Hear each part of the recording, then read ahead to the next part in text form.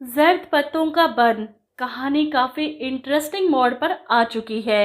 यकीन नहीं आ रहा कि एक लकड़ी की सीढ़ी के पीछे पूरे कैसर किला में इतना बड़ा हंगामा हो गया। मीनू ने बच्चों को पत्थर मारकर भगाया सीढ़ी तोड़ने पर, और वहीं पूरा गांव इकट्ठा होकर मीनू के घर धावा बोल देता है। बुला तो इसे ऐसे रहे थे जैसे इसने गांव वालों की इज्जत पर हाथ डाला हो। बहरहाल मीनू के भाइयों ने तो खूब मुकाबला किया। वहीं मीनू का अब्बा, जो इतनी दूर से अंडे खरीद कर लाया था, पूरे 9,000 के, वही अंडे इसने गांव वालों पर बरसा डाले। अपनी बेटी को यूं खौफजदा छुपे देखकर फौरन इसे हौसला देता है। तू डर क्यों रही है? तुझे किस बात का खौफ? तेरा अब्बा जो है, मैं कहती हूँ छा गया मीनू का अब्बा।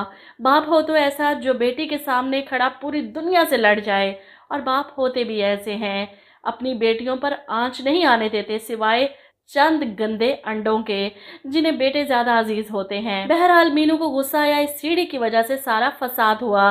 यही फसाद की जड़ है। वो इसी कुल्हाड़े से इस सीढ़ी के टुकड़े टुकड़े कर देती है। वहीं मलिक साहब का पिट्ठू आकर ये सारी खबर सुनाता है कि गांव में इस वक्त क्या चल रहा है। हर कोई मीनू के खिलाफ है, और यहाँ पर इस सारे मामले में डॉक्टर का बड़ा अहम रोल है। अल्लाह ने डॉक्टर को रगड़ने का बड़ा अच्छा मौका दिया है, तो क्या कहते हैं, दे दे रगड़ा। मीनू के घर पर इसके भाइयों ने शोर मचा रखा है। मीनू को इसकी अम्मा अब्बा ने भाइयों के शर से तो बचाया, लेकिन इनकी जुबान के शर से नहीं बचा सकते। बड़ा भाई चिल्लाता है, देख ले अब्बा इस मीनू के कारनामे, अब तो समझ जा, इसकी शादी करवा दे, वरना इसकी करतूतों की वजह से इस घर में कोई मर्द जिंदा नहीं बचेगा। मीनू छुप कर बैठी है अपनी माँ के पास। ऐसे में अब्बा चिल्लाता है, तू तो अपनी बकवास बंद ही रख, बड़ाया मर्द।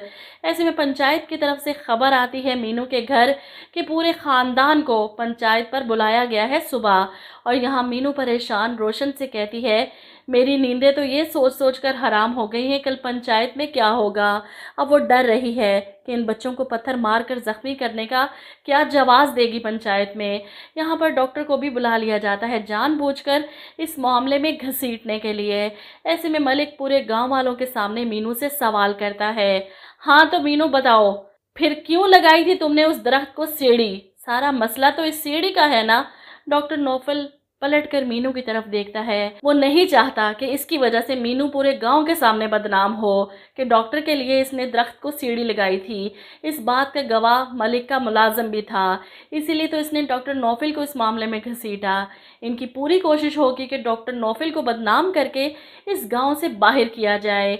अब मीनू अगर सच बोलेगी कि डॉक्टर साहब इस गांव से भाग ना जाएं, यहाँ रहकर सबका इलाज करें, इन्हें कोई परेशानी ना हो, इसी वजह से मैंने इनके दरख्त पर चढ़ने के लिए वो सीढ़ी बनाई थी जो बच्चों ने तोड़ दी। लेकिन इसकी इस बात पर कोई यकीन नहीं करने वाला।